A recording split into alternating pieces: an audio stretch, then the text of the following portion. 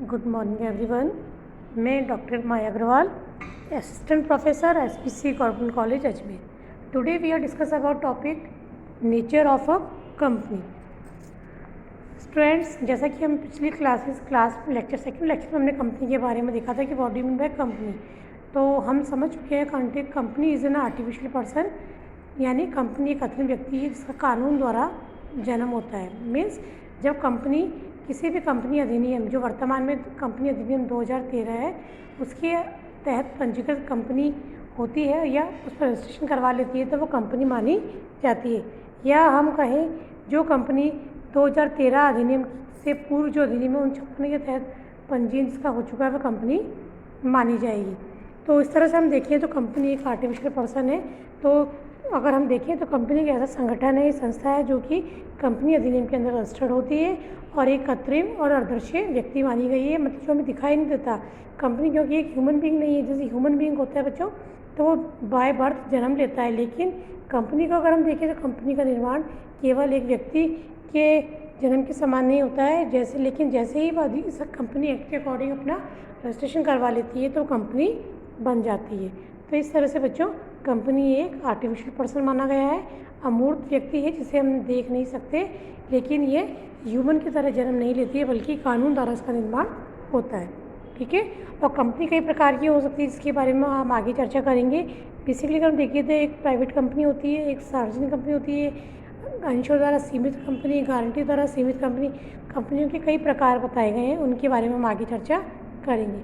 आज के टॉपिक में आपसे चर्चा करने जा रही हूँ, वो टॉपिक है नेचर ऑफ कंपनी। मीन्स अब आपने कंपनी का अर्थ देख लिया, तब हमें ये समझना है कि कंपनी की क्या क्या विशेषताएँ या नेचर या हम कहें क्या कैरेक्टरिस्टिक्स हो सकती है। आप सभी बच्चों ध्यान से सुनिएगा, मैं पॉइंट वाइज आपसे डिस्कस करने जा रही हूँ। तो सबसे पहला बिंदु हम लेंगे incorporative institution of body. Means company अगर हम बात करें तो कंपनी एक कॉर्पोरेटिव संस्था में समावेलित संस्था है, इंस्टीट्यूशन है, जिसका कि कंपनी एक्ट के अकॉर्डिंग 2013 की अधिनियम जो बना हुआ है कंपनी एक्ट, उसके अंतर्गत जिस कंपनी ने अपना पंजीयन रजिस्ट्रेशन करवा लिया है उसे कंपनी माना जाएगा। मीन्स यदि जिस कंपनी ने इस एक्ट के अकॉर्डिंग अपना पंजीयन नहीं करवाया है वह कंपनी नहीं माना जाएगा। तो ये हमें बात विशेष रूप से ध्यान रखनी है बच्चों कि कोई भी कंपनी जो लीगली वर्क करती है, कार्य करती है, व्यवसाय करती है, उसका समामिलन होना अत्यंत आवश्यक है। और किसी भी कंपनी का समामिलन कंपनी अधिनियम जो बना हुआ उसके प्रावधानों के अधीन ही किया जा सकता है। सेकंड बिंदु अगर हम देखें तो वो है सेपरेट लीगल एंटिटी। मीन्स पृथक वैधानिक अस्तित्व। इसका आशय ये है बच्चों, हमें देखना है कि ये कंपनी होती है, उसकी विशेषता मानी गई है कि उसका अपने सदस्यों और संचालक मंडल से पृथक वैधानिक अस्तित्व माना गया है। क्योंकि आज ये कंपनी क्योंकि कृत्रिम व्यक्ति है तो अपना कार्य स्वयं नहीं कर सकती है, बल्कि कंपनी की और सदस्य संचालक मंडल उसके कार्य को करते हैं। तो ऐसा पृथक वैधानिक अस्तित्व होने के कारण एक कंपनी अपने सदस्यों से बिल्कुल भिन्न और स्वतंत्र मानी गई है। तो इस तरह से अगर हम देखें तो एक कंपनी की विशेषता है कि कंपनी का अपने सदस्यों से पृथक वैधानिक अस्तित्व माना गया है। अगला बिंदु अगर हम देखें तो वो है परपेचुअल सक्सेशन में अविच्छिन्न उत्तराधिकारी, या इससे हम कहें अस्थायी अस्तित्व। यानी कंपनी की विशेषता होती है बच्चों की इसका अस्तित्व स्थायी होता है। मीन एग्जिस्टेंस उसका है वो स्थायी रहता है, टेम्परेरी नहीं होता है, क्योंकि कंपनी को अविच्छिन्न उत्तराधिकार प्राप्त है। इसका मतलब ये कंपनी कभी भी मरती नहीं है। इसका कारण ये माना गया है कि कंपनी एक कानून जो कंपनी अधिनियम के अधीन बनाई गई है तथा इसका केवल विधि के विधान ही विघटन किया जाता है। यदि हम देखें कि कंपनियों को सदस्य की मृत्यु हो जाए, पागल हो जाए, दिवालिया हो जाए या किसी का रिटायरमेंट हो जाए ऐसा तो कंपनी अस्तित्व पर कोई प्रभाव नहीं पड़ेगा, कंपनी अनवरत चलती रहेगी। कहने का मतलब है कंपनी को अपना स्थायी अस्तित्व प्राप्त है। इसी प्रकार अगर हम अगला बिंदु देखें तो वो है लिमिटेड लायबिलिटी। लिमिटेड लायबिलिटी का मतलब है बच्चों कि मैं कंपनी की अगर हम बात करें, कंपनी दो प्रकार की हो सकती है, एक सीमित दायित्व कंपनी और एक होती है असीमित दायित्व कंपनी। तो हम लिमिटेड लायबिलिटी की बात करें तो लिमिटेड लायबिलिटी कंपनी ऐसी कंपनी मानी जाएगी जिसमें कि कंपनी के सदस्यों का दायित्व उनके द्वारा खरीदी गई अंश पूंजी की राशि तक सीमित होगा, लिमिटेड होगा। सपोज़ करिए आज मैंने किसी कंपनी में 100 रुपये वाले 1000 शेयर खरीद रखे हैं, तो ऐसी स्थिति में लिमिटेड जब शब्द कंपनी के साथ जुड़ा हुआ है, लिमिटेड लाइबिलिटी शब्द जुड़ा हुआ है, लिमिटेड पर वो कंपनी है, तो ऐसी स्थिति में तो मेरा 100 रुपये मूल्य के हिसाब से 1000 शेयर जो मैंने खरीद रखे हैं उतनी ही राशि तक मेरा दायित्व उस कंपनी में माना जाएगा। मीन्स लिमिटेड लाइबिलिटी कंपनी में जोखिम कम होती है बजाय अनलिमिटेड, क्योंकि अनलिमिटेड लाइबिलिटीज़ की कंपनी की स्थिति में क्या होता है बच्चों, यदि कंपनी को भविष्य में अगर कोई स्थिति उत्पन्न होती है तो ऐसी स्थिति में आपका दायित्व अनलिमिटेड हो जाता है, जो कि आपके लिए जोखिम उत्पन्न कर सकता है। तो इस तरह से कंपनी जो लिमिटेड और अनलिमिटेड दोनों ही प्रकार की हो सकती है, वो निर्भर करता है कि आपने किस प्रकार की कंपनी में अपना विनियोग कर रखा है। अगला बिंदु है हमारा शेयर कैपिटल। शेयर कैपिटल का मतलब अंश पूंजी। जैसा कि हम सभी जानते हैं, एक जब कंपनी का निर्माण होता है तो कंपनी जब बनाई जाती है तो उसके पश्चात वो प्रॉस्पेक्टस इशू करती है। उस प्रॉस्पेक्टस में वो ये जानकारी देती है कि कंपनी की शेयर कैपिटल कितनी है, कंपनी की जो शेयर पूंजी है, कौन कौन से शेयर कंपनी बेच रही है, इक्विटी शेयर है या प्रेफरेंस शेयर है, उनका क्या मूल्य है, कितनी राशि के शेयर है, 10 रुपये वाले हैं, 100 वाले हैं, एक्सेट्रा। ठीक है, तो उसमें ये सारी बातें कंपनी के प्रॉस्पेक्टस में लिखी होती है। तो कंपनी की पूंजी जो है शेयर कैपिटल में बटी होती है, शेयर के रूप में कंपनी की पूंजी होती है। और जो व्यक्ति कंपनी में इन्वेस्टमेंट करना चाहता है वो शेयर में पैसा लगाकर कंपनी का सदस्य अंशधारी बन सकता है। तो कंपनी जो ऑथराइज्ड कैपिटल होती है उसके अकॉर्डिंग कंपनी को ऐसा करना होता है कि कंपनी की अधिकृत पूंजी कितनी है, सब्सक्राइब कैपिटल कितनी है, इन सब बातों पर निर्भर करता है। वो सब चीज़ें कंपनी प्रॉस्पेक्टस में इसकी सूचना दी गई होती है, प्रदर्शित होती है। उसको देखकर कोई भी विनियोगकर्ता जो कंपनी में अब इन्वेस्टमेंट करना चाहता है उस बात का पता लगाकर अपने धन का विनियोग कर सकता है। नेक्स्ट पॉइंट है हमारा artificial person. Artificial person means कृत्रिम व्यक्ति। जैसा कि हम चर्चा देख चुके हैं, कंपनी का जन्म विधान द्वारा होता है, मतलब कानून द्वारा कंपनी बनाई जाती है, क्योंकि एक ह्यूमन बीइंग की तरह कंपनी का जन्म नहीं होता है। जिस तरह से आज कोई बच्चा अपनी माँ के गर्भ से जन्म लेता है, लेकिन कंपनी के संग इस तरह की नहीं है, कंपनी का जन्म कानून द्वारा होता है। तो ये आर्टिफिशियल पर्सन है इसलिए क्योंकि इसका जन्म प्राकृतिक रूप से ना होकर कानून द्वारा विधान के अधीन, कंपनी अधिनियम के अंदर माना गया है, इसलिए कंपनी आर्टिफिशियल पर्सन मानी गई है। इसी प्रकार हमारा अगला बिंदु है इनकॉर्पोरेटेड बाय पर्सन, यानी व्यक्तियों द्वारा समावेशित। अगर हम कहें तो कंपनी एक ऐसी संस्था है जो किसी व्यक्ति द्वारा समावेशित करवाई जाती है, यानी कोई कंपनी जो बनाते हैं, कंपनी की जो जिसके सबसे पहले जो विचार था वो प्रमोटर कहलाते हैं। प्रमोटर जब कंपनी बना लेते हैं उसके बाद वे कंपनी का समावेशन करवाते हैं, यानी कंपनी क्योंकि एक आर्टिफिशियल व्यक्ति है, अपना कार्य स्वयं नहीं कर सकती, उसकी ओर से कंपनी की ओर से व्यक्ति ही उस कार्य को करते हैं, इसलिए कंपनी का जो है इनकॉर्पोरेटेड पर्सन माना गया है। इसी क्रम में अगला बिंदु हमारा minimum and maximum number of members. जैसा कि एक कंपनी होती है तो कंपनी निजी कंपनी और सार्वजनिक कंपनी हो सकती है, तो इनकी संख्या की अगर हम बात करें तो एक निजी कंपनी में कम से कम संख्या 2 होनी चाहिए और मैक्सिमम 200 होनी चाहिए, जबकि सार्वजनिक कंपनी की हम बात करें तो कम से कम संख्या 7 सदस्य होना अनिवार्य है और अधिकतम पर कोई प्रतिबंध नहीं है। जैसे कि हम देखा कि कंपनी अधिनियम 1956 जो प्रारंभ में था उसमें निजी कंपनियों में की अधिकतम संख्या 50 थी, जिसे कंपनी अधिनियम 2013 के पश्चात कंपनी अधिनियम जो 2013 उसके अनुसार निजी कंपनियों में सदस्यों की संख्या 50 से बढ़ाकर अब 200 कर दी गई है। तो इस प्रकार एक निजी कंपनी में सदस्यों की संख्या न्यूनतम 2 और अधिकतम 200 हो सकती है, जबकि सार्वजनिक कंपनी में कम से कम सदस्यों के साथ अधिकतम की कोई सीमा नहीं है। तो इस प्रकार कंपनी के मिनिमम और मैक्सिमम नंबर ऑफ मेंबर्स के बारे में भी कंपनी अधिनियम 2013 में स्पष्ट वर्णन किया गया है।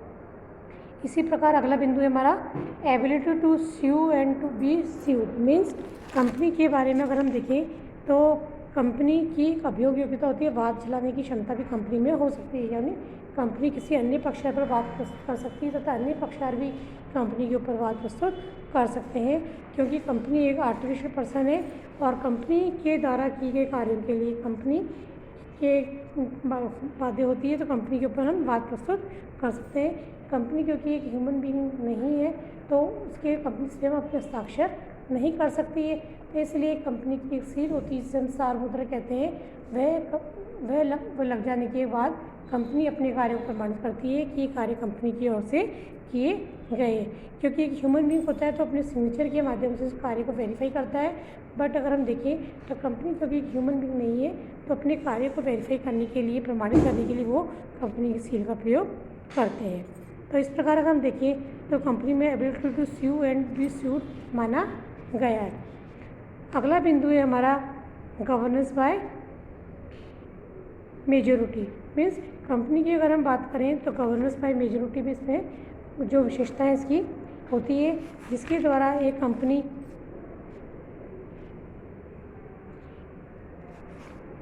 जो कंपनी का संचालन, अगर हम देखें कंपनी का प्रबंध संचालन जो होता है प्रबंध संचालक मंडल द्वारा होता है, क्योंकि कंपनी अपना कार्य स्वयं नहीं कर सकती, कंपनी की ओर से कंपनी के सदस्य उस कार्य को करते हैं। तो कंपनी का अभिशासन बहुमत के नियम के आधार पर होता है, यानी कंपनी की जो सभाएं होती है, वैधानिक सभा, साधारण सभा, समय समय पर एक अंतराल के बाद बुलाई जाती है, उन सभाओं में बहुमत के आधार पर कंपनी के संचालन का निर्णय लिया जाता है कि संचालक मंडल में कौन सदस्य होंगे, कौन प्रबंध संचालक होगा, आदि आदि। तो इसलिए कंपनी में बहुमत के सिद्धांत का पालन किया जाता है, क्योंकि किसी भी व्यक्ति को मनमर्जी से संचालन का अधिकार नहीं दे सकता, इसके लिए बहुमत शक्ति का प्रयोग किया जाता है, जिसके आधार पर कंपनी के संचालन मंडल का गठन और निर्णय लिया जाता है। इसी प्रकार अगला बिंदु है हमारा ट्रांसफरेबल शेयर्स। मीन्स अगर हम बात करें तो कंपनी के अंश जो होते हैं हस्तांतरण योग्य होते हैं, यानी मान लीजिए मैं कंपनी के शेयर मैंने खरीद रखे हैं, 100 शेयर खरीद रखे हैं, अब मैं चाहती हूँ इन अंशों को किसी और को भी हस्तांतरण करना चाहती हूँ, तो एक कंपनी अधिनियम के अंदर ये लिखा है कि एक व्यक्ति कंपनी के शेयर अन्य व्यक्ति के पक्ष में हस्तांतरण कर सकता है। इसी तरह कैपेसिटी टू कॉन्ट्रैक्ट, अनुबंध करने की क्षमता, यानी कंपनी की अनुबंध करने की क्षमता उसके सीमा नियम की सीमाओं के भीतर ही होती है, क्योंकि जब कंपनी अपना कार्य करती है तो कंपनी के लिए जो कंपनी चार्टर है, पार्षद सीमा नियम और अंतर नियम बने गए हैं।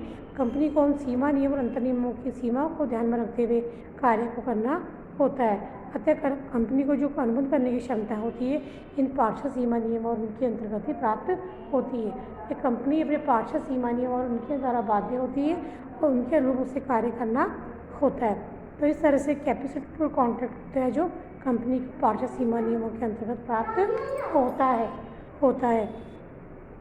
अगला बिंदु हमारा मैनेजरियल टीम, प्रबंधकीय दल।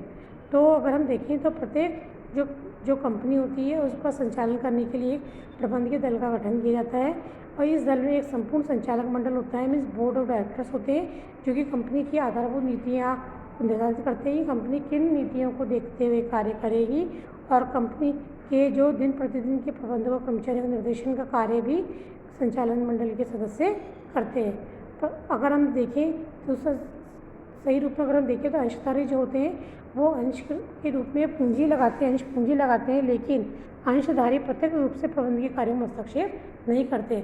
अंशधारी का कार्य है अपना पूंजी लगाना, और उस पूंजी के इन्वेस्टमेंट पर कंपनी के द्वारा उसे लाभांश दिया जाता है, लेकिन जो प्रत्यक्ष रूप से जो कार्य जो हस्तक्षेप है वो संचालक मंडल करता है। तो संचालकों की नियुक्ति, पदमुक्ति और उनके स्थान पर नए संचालकों की नियुक्ति का कार्य संचालक मंडल करते हैं, जिनका गठन कंपनी में किया जाता है। इस प्रकार ही अगला बिंदु है हमारा सोशल रिस्पॉन्सिबिलिटी। सोशल रिस्पॉन्सिबिलिटी में सामाजिक उत्तरदायित्व। आज जब कंपनी कार्य करती है तो कंपनी का समाज में रहकर कार्य करती है। कंपनी जो व्यवसाय और सेवा जो भी व्यवसाय कर रही है उसके द्वारा उसकी समाज के प्रति उत्तरदायित्व बनते हैं। समाज के विभिन्न वर्गों के प्रति उत्तरदायित्व का उसको पालन करना होता है। आज अंशधारी, पूंजीपति, जो भी ऋण पत्रधारी, सबके सरकार के प्रति इन जो विभिन्न वर्ग हैं इनके प्रति कंपनी सोशल रिस्पॉन्सिबिलिटी बनती है। ऋण पत्रधारी के वो समय पर उनके ऋण का भुगतान करना, ऋण पर ब्याज की अदायगी करना, इसी तरह से अंशधारी को समय पर लाभांश प्रदान करना, उसके हितों के विरुद्ध कार्य करना, ये उसका सामाजिक दायित्व बनता है। सरकार के प्रति उसका सामाजिक दायित्व बनता है कि जो सरकार को सही समय पर टैक्स जमा कराना, सरकार के नियमों को पालन करना, कंपनी अधिनियमों की जो गाइडलाइन दे रखी है पालना करना, प्रावधानों को ध्यान में रखते हुए कार्य करना। तो ये सब जो है उसकी सोशल रिस्पॉन्सिबिलिटी बनती है। इसी तरह जो इन्वायरमेंट में जहाँ हम कार्य करते हैं, इन्वायरमेंट और जो वर्कर्स उनके प्रति भी उसकी लायबिलिटी रिस्पॉन्सिबिलिटी बनती है कि वह अपने दायित्वों को भली भांति पालन करें। तो इस प्रकार एक कंपनी सामाजिक दायित्वों को भली भांति अगर पूर्ण कर लेती है तो वह वहाँ एक अच्छा प्रबंध उसका कंपनी का माना जाएगा। नेक्स्ट है not a citizen. Not a citizen नागरिक नहीं। क्योंकि जैसा हम देखते हैं कि कंपनी ह्यूमन बीइंग नहीं है और इसका जन्म कानून द्वारा होता है और ये आर्टिफिशियल पर्सन, इसलिए हम को सिटीजन भी इसको नहीं मानते हैं। Company is not a citizen, क्योंकि भारत में जो व्यक्ति रहता है उसको नागरिकता और मूल अधिकार तभी मिलते हैं जबकि वो वास्तव में व्यक्ति हो, लेकिन कंपनी क्योंकि कृत्रिम व्यक्ति है तो इसीलिए उस पर ये लागू नहीं होता है। कंपनी नागरिक नहीं है और इसलिए उसको मूल अधिकार भी प्राप्त नहीं है। तो इस तरह से जो कंपनी है हमारी एक नागरिक नहीं मानी गई। अगला बिंदु है हमारा स्टैट्यूटरी ऑब्लिगेशंस मीन वैधानिक दायित्व। तो अगर हम देखें तो जब कंपनी कार्य करती है तो प्रत्येक कंपनी को कार्य करते समय अनेक प्रकार के लीगल या हम कहें वैधानिक दायित्वों का पालन करना पड़ता है। कंपनी की सदस्यों की सभाएं आयोजित करनी होती है। उन सब सभाओं में क्या एजेंडा था आपका, क्या मिनट्स थे, उन सबको आपको ध्यान रखना है। बोर्ड ऑफ डायरेक्टर्स के समय पर आपको मीटिंग करवानी है। इसके अलावा आपको अपने खाते की ऑडिटिंग करवानी है, खाते सही बनाकर रखने हैं तथा जो भी रजिस्ट्रार के सामने प्रलेख आपको प्रस्तुत करने हैं, इंटरनल ऑडिटिंग है। इन सबसे संबंधित नियमों को ध्यान में रखते हुए आपको कंपनी के कार्यों का संचालन करना होता है। और जो वैधानिक दायित्व जो कार्यवाही है कि कंपनी को करनी होती है, क्योंकि एक कंपनी जब कार्य करती है तो उसे कंपनी अधिनियम के अंतर्गत जारी सभी प्रावधानों को ध्यान में रखते हुए कार्य करना है। क्योंकि कंपनी को समय समय पर जो रजिस्ट्रार है समय द्वारा मांगी गई सूचना उसे प्रस्तुत करनी होती है। इसी के साथ कंपनी की कंपनी में जब आप कार्य करते हो तो कंपनी के सभी लेखापढ़ों का अंकुशन कराना, आंतरिक ऑडिटिंग कराना संबंधी सभी वैधानिक दायित्व कंपनी अधिनियम एवं कंपनी मामलों के मंत्रालय द्वारा निर्धारित किए उन सभी दायित्वों को पूरा करने कंपनी का दायित्व माना गया है। इसी प्रकार है business of goods and service. अब हम बात आती है कंपनी क्या वैसे करती है कि कोई भी कंपनी अपने सीमा नियम की सीमाओं के भीतर रहते हुए किसी भी प्रकार के माल के उत्पादन, निर्माण, वितरण अथवा विक्रय आदि करने या हम कहीं किसी सेवा को प्रदान करने की व्यवस्था संचालन कर सकती है। अतः कोई भी कंपनी यदि अपने सीमा नियमों अंतर नियमों से अधिकृत हो तो वे कपड़ा, चाय, चीनी, अनाज, कंप्यूटर, हवाई जहाज आदि निर्माण और विक्रय का कार्य कर सकती है। इसी साथ अगर सर्विस की हम बात करें तो वे होटल व्यवसाय, कोरियर, ट्रांसपोर्टेशन, मनोरंजन आदि सेवाएं प्रदान कर सकती है। तो इस प्रकार कंपनी माल तथा सेवाओं का अपना व्यवसाय कर सकती है। और लास्ट है हमारा रेजिडेंस निवास स्थान, यानी कंपनी का निवास स्थान क्या माना जाएगा।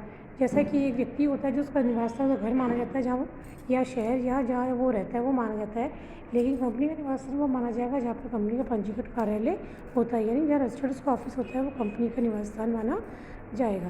तो इस तरह से बच्चों हमने देखा कंपनी एक आर्टिफिशियल पर्सन है और कंपनी विधान द्वारा निर्मित कृत्रिम व्यक्ति, इसके कारण कंपनी अपने सदस्यों से इसका पृथक वैधानिक अस्तित्व होता है।